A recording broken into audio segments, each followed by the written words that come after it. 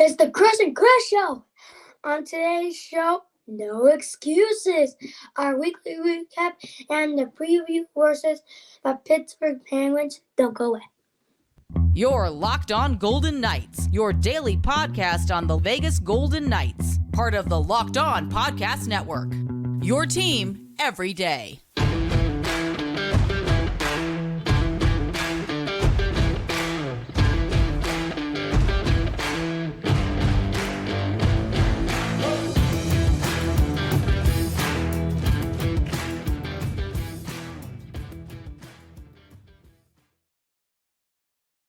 What's up? Good morning. Happy Saturday.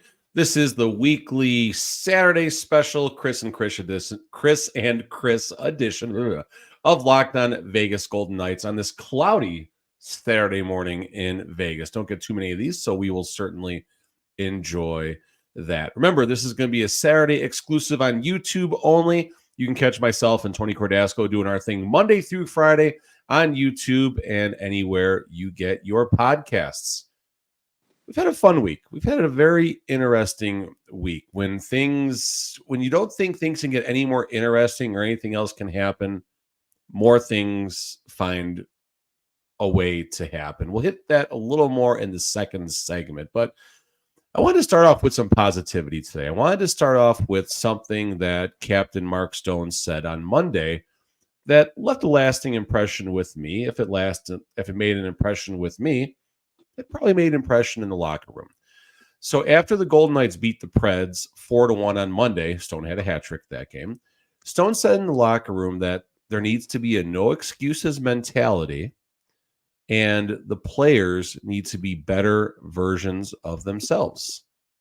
So, Chris, what do you think that means?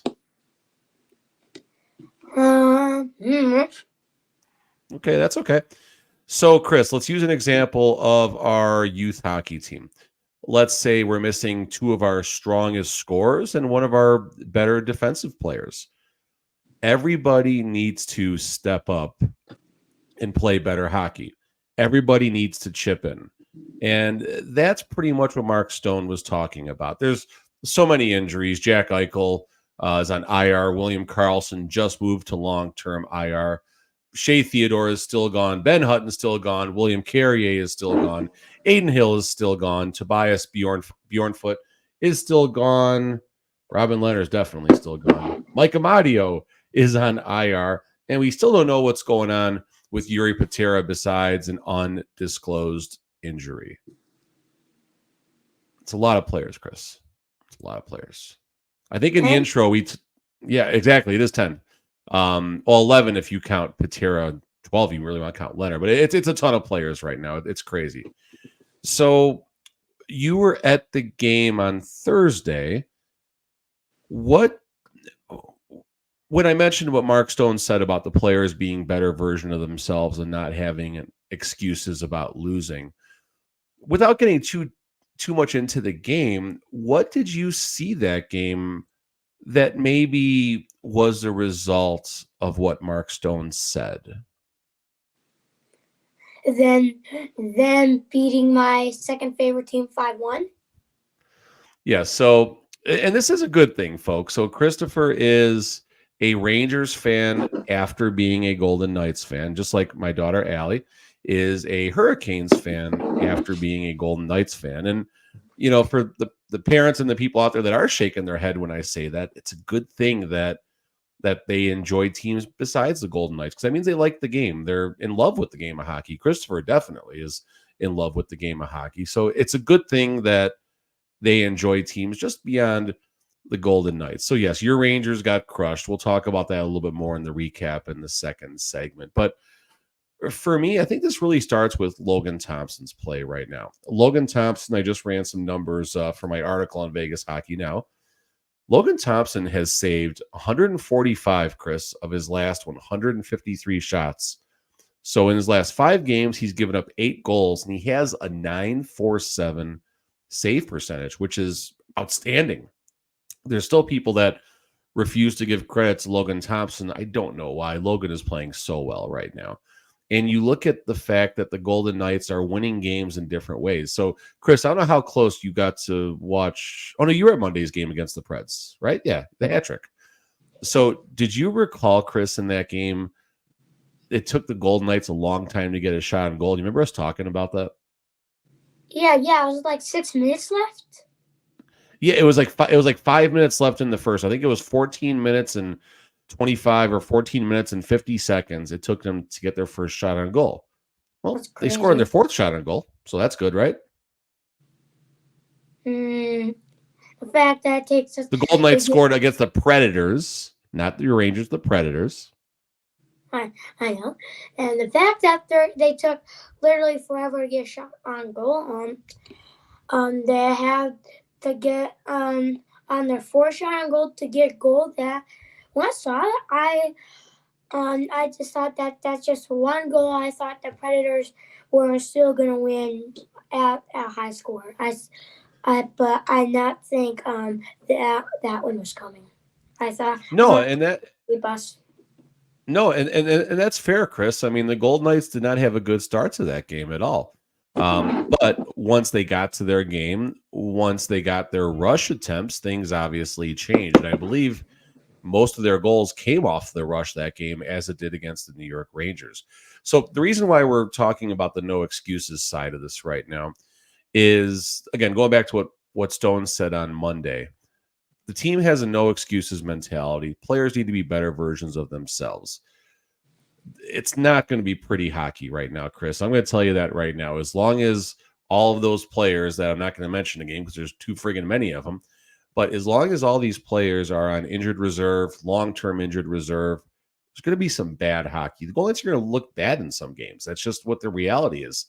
Think back about the Flames game, a couple Saturdays ago. Bad game, boring game, whatever. But a couple good games this week. But the games even this week had some moments where it didn't look good. We just talked about it. It took the Golden Knights 15 minutes to get a shot on goal on Monday. Against the Rangers, Chris, remember how much the Rangers dominated the puck possession? It felt like they were on a power play, didn't it, for some like when it was 5-on-5?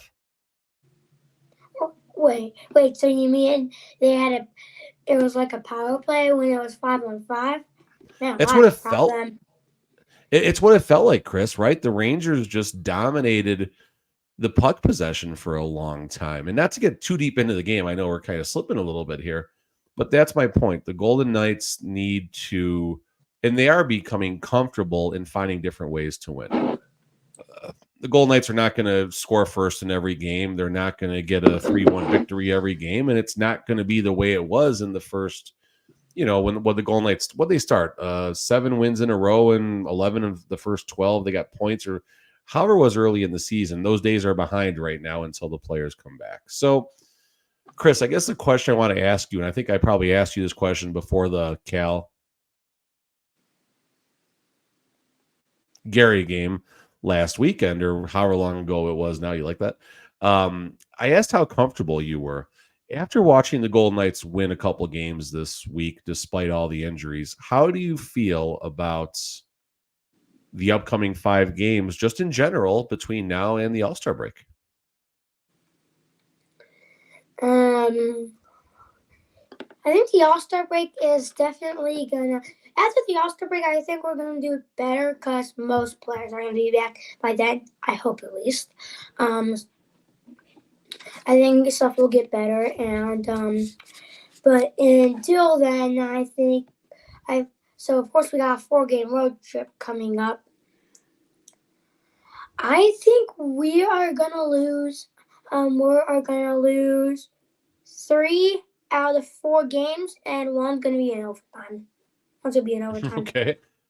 So you think in the 4-game road trip, 4-game road trip, I am Groot. All right. In the 4-game road trip, you like that? In the 4-game road trip, you think the Golden Knights are going to lose 3 of those games? Yeah. That's not, and I mean, one's going to be in overtime.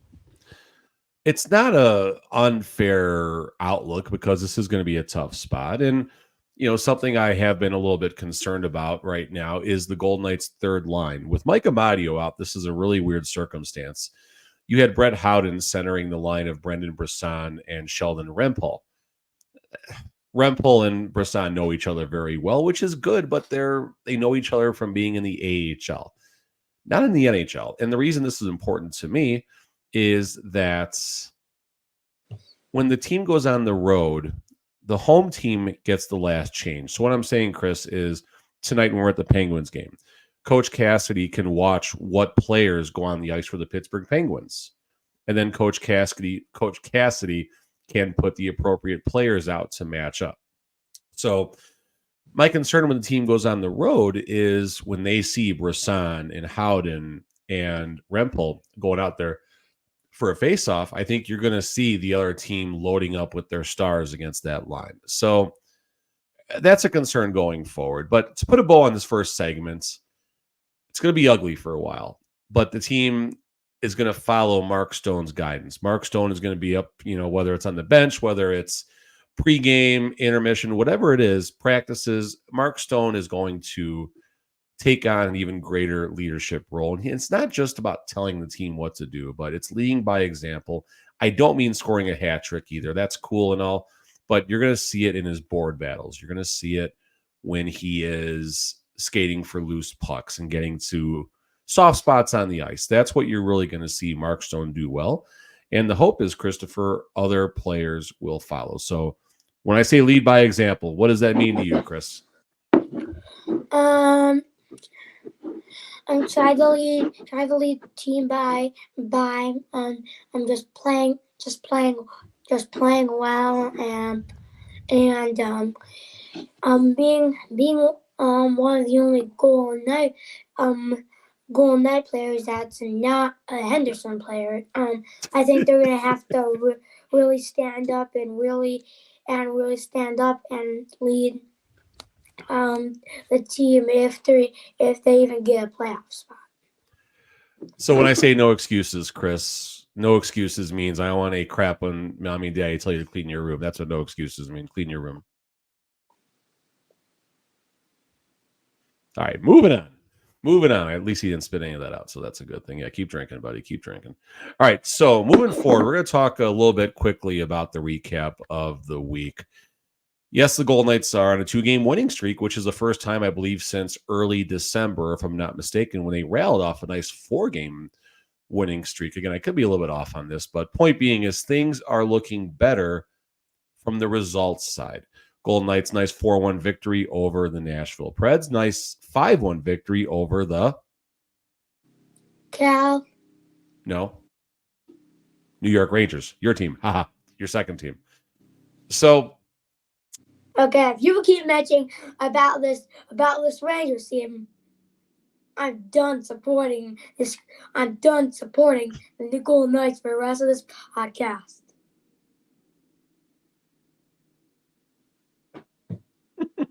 All right, so moving forward here, there we go. We got the sign battle coming. All right, so it's not just about the recap. Yes, the Golden Knights got a nice 2-game winning streak, which is important. 4 points. That's very, very big right now. But injuries. So again, we talked about this earlier, but there's been some developments as far as the injuries go. William Karlsson moved to long-term IR. That might not be that big of a deal. Ken from Sinbin had a very good perspective about why William Karlsson is on LTIR. Basically, it involves the Golden Knights being able to call up Jonas Rondbjerg, and it's an emergency loan situation, Chris. Long story short, it gives Rondbjerg the security of being able to go up and back between the Silver Knights and the Golden Knights without exposing him through waivers. So it might not be a direct indicator that William Karlsson's injury is worse than originally anticipated. It doesn't mean he's coming back this week or anything like that, but it could be a non-starter as far as his personal situation. Probably the toughest news of the week was Jack Eichel going to injured reserve. He did have surgery to correct something. Lower body is what they're calling it. Looks like left knee, left leg, left foot from when his skate blade popped off against the Boston Bruins about a week and a half ago. So certainly hope Eichel has a quick recovery. This team will not win a Stanley Cup without Jack Eichel. I will very confidently state that. I mean, playoffs could even be tough. But right now, the Golden Knights are holding things together. Other injury developments, Michael Amadio, IR, that kind of came out of nowhere. Will Carrier, Ben Hutton, really no updates yet. Shea Theodore, no updates. This is so bad. Daniil Miramonov, Chris, he's actually skating in a regular contact jersey now, meaning that Daniil Miramonov, Henderson Silver Knights, played a few games with the Golden Knights last year, did log some goals, but Miramonov's role is important for the Golden Knights because he is a puck-moving defenseman that can score and contribute on the power play, similar to what Shea Theodore does. I'm not calling Miramonov Shea Theodore, but he is maybe the closest version of Shea Theodore that the Golden Knights do have. So be curious to see if Miramonov stays with the Golden Knights or goes down to Henderson, at least for a conditioning rehab stint. We'll wait and see what happens there. Amadio, I can't remember if I mentioned that, but that was a surprise situation, how he went to IR very quickly. Aiden Hill practicing again, Chris. I don't think we see him tonight. But Aiden Hill is practicing again. Hey, Logan Thompson has a 947 save percentage, buddy. So listen, the Golden Knights need. Aiden Hill has a stick save that got him a $9.8 million contract. Chris, I'm well aware of Aiden Hill's situation and how well he did play early in the season. When both goalies were healthy, they both played really, really well. So, we'll see. We'll see what happens there. Anything else this week we need to talk about before we go on to the Penguins, Chris? Anything else goofy happen? I'm trying to jog my memory. Oh, Maverick, the puppy. What do you think about Maverick, Chris? What do you think about Maverick? I wish I'd run my poster up. I wish up in the Rangers game. Yeah. The person on the poster always scores, and Maverick was on the poster. That really threw off my theory, Chris. But the Golden Knights are 1-0 with Maverick in attendance. So there we go. Maybe Maverick will be at the game tonight cheering the Golden Knights on. What do you think? Probably doing the siren again. Who do you like better, Maverick or Goldie the Fish? Probably Maverick. Why? What'd Maverick do? Maverick won one game with the Golden Knights. Goldie won a Stanley Cup and was forgotten about. Goldie got screwed, buddy. Goldie got hosed. Who's Goldie again? Maverick. What? Who's you sound like Alex Pietrangelo right now who didn't even know who Goldie was. Goldie was the Fish, dude. Remember the Fish last season in the playoffs? He had a video. Yeah, so you know the Fish. Goldie had a video too. They showed it in the intermission of every game in the playoffs. Trust me, I'm well aware of Goldie's video. Wait, the playoffs? Okay, Penguins game. Chop. Okay, so Chris wants to move on. So for me, Goldie greater than Maverick until Maverick at least wins some playoff games. I'm sorry, Maverick, you're cute and cuddly. I know you like belly rubs, but I'll have the Fish. All right, moving forward to the Pittsburgh Penguins tonight. Start with the bad news. Riley Smith, I don't believe, will be in the lineup. Not sure if he's in attendance. I'm still trying to find out about that. I'm assuming Riley will be in attendance tonight, and they'll have a very nice welcome back video for him. What I'll say, Chris, buddy, if you ever become a Golden Knight or a professional hockey player or a professional athlete, if there's one thing I'm going to tell you, Chris, right now, it is that I want you to do what Riley Smith did. And what I mean by when I say that, besides his success on the ice and being a big part of a Stanley Cup, Riley Smith is incredibly important to the community. He's raised a lot of money for many different worthwhile causes. He is everything that a Vegas athlete needs to be. He, in his own words, he's put his heart and soul into the Vegas Golden Knights before he got traded, unfortunately. But he's just such an important part of our community. And I hope all athletes in Vegas can understand how important Riley Smith is and was, and just go on to do things that he did. We're rambling a little bit, but point being is Riley Smith is an awesome dude, and wish him nothing but the best and a quick recovery, and wish he could have played tonight. And I would have loved to hear the crowd give him a cheer as he scored a goal, but that's unfortunately not going to happen. As far as the Penguins, Chris, I got my perspective on this game. You can tell me if you agree or disagree. So looking at the NHL standings and sorting the standings by goals allowed, the Pittsburgh Penguins, Chris, have only given up 113 goals, which is the third fewest in the league. Golden Knights have Winnipeg 99. They're playing amazing right now. Vegas Golden Knights, Chris, are 1, 2, 3, 4, 5, 6, 7th fewest, which is pretty good with 121 goals given up. So when I tell you, Chris, the third team and the seventh teams with the fewest goals against are playing each other, high scoring game or low scoring game, what do you think is going to happen? Low scoring game. Why? Because we only left the seventh most. Because we made the seventh most saves in the league, and they made the third most saves in the league. Low scoring game. Let's go 2-1. Someone. Okay, 2. Chris is right away jumping the locks. That's fine. Goals for, comparing that side, Chris, Golden Knights 145 goals for, which is about 10th in the league. Pittsburgh Penguins. They're somewhere up here. I don't know. Where are the Penguins? Penguins looks like they're right around like 22 in the league at 129 goals. So they scored about 16 fewer goals than the Golden Knights.